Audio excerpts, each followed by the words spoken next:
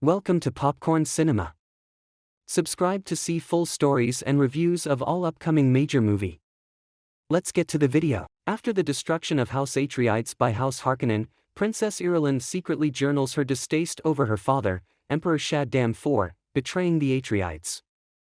On Arrakis, Paul Atreides and his pregnant mother, Lady Jessica, join Stilgar and his Freeman troops in overcoming a Harkonnen patrol. When they reach Sietch Tabr, some Freemen suspect them of being spies, while others see them as the fulfillment of a prophecy.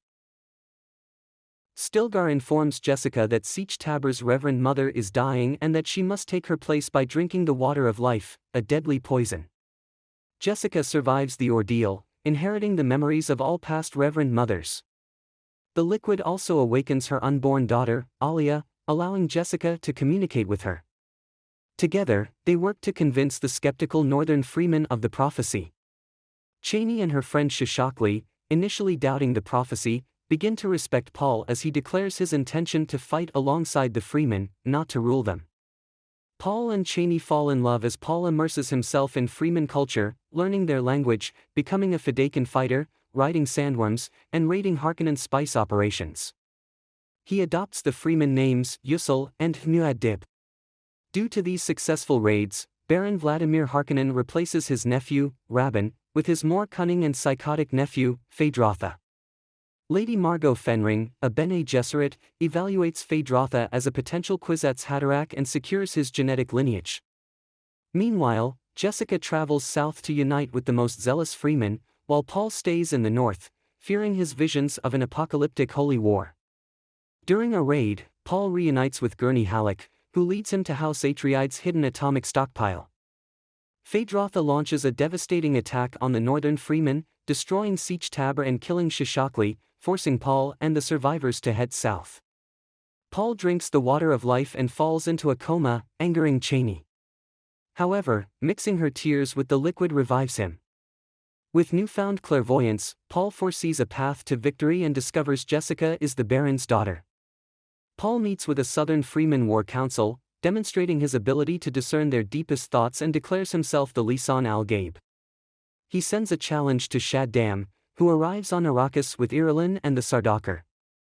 The Freemen launch an offensive using atomics and sandworms to overpower the Sardaukar. Paul executes the Baron and captures Shaddam and his entourage. Gurney leads an assault on Arrakeen, killing Rabban. Paul challenges Shaddam for the throne and demands to marry Irulan. The Great Houses, summoned by the Baron, arrive in orbit. Paul threatens to destroy the spice fields if they intervene. Feyd-Rautha volunteers to fight for Shaddam but is killed by Paul in a duel. Irulan agrees to marry Paul on the condition that her father lives. Shaddam reluctantly surrenders, and Paul orders the Freemen to attack the orbiting fleet when the Great Houses reject his ascendancy. Stilgar leads the Freemen onto captured Sardaukar ships. Jessica and Alia reflect on the beginning of Paul's holy war. Chani, feeling betrayed, departs alone on a sandworm. Amid the chaos, the Freeman tribe led by Stilgar is taking Paul and Jessica back to their sietch. They strip the Harkonnen of their water and clear out evidence before moving to Sietch Tabr.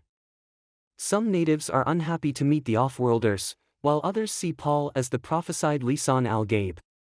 Stilgar supports Paul, who, though unprepared for the local culture, proves his worth in battle. The Harkonnens reinvest in Dune, with Rabban controlling the northern desert but struggling with the southern hemisphere. Jessica undergoes the dangerous water of life ceremony, pulling her unborn child into premature consciousness. This affects her mental health, but she gains intergenerational knowledge. Stilgar sees miracles in action, while Chani and the northern freemen begin to trust Paul as he promises to fight alongside them. Paul trains with the freemen, learning their ways and leading successful attacks on Harkonnen spice production. This makes Rabban look weak to his uncle, who vents his frustration on his servants. Jessica, meanwhile, is determined to see Paul protected, igniting the religious prophecy angle. Paul takes the final test of a true freeman by summoning a sandworm and riding it. This cements his place among the freemen.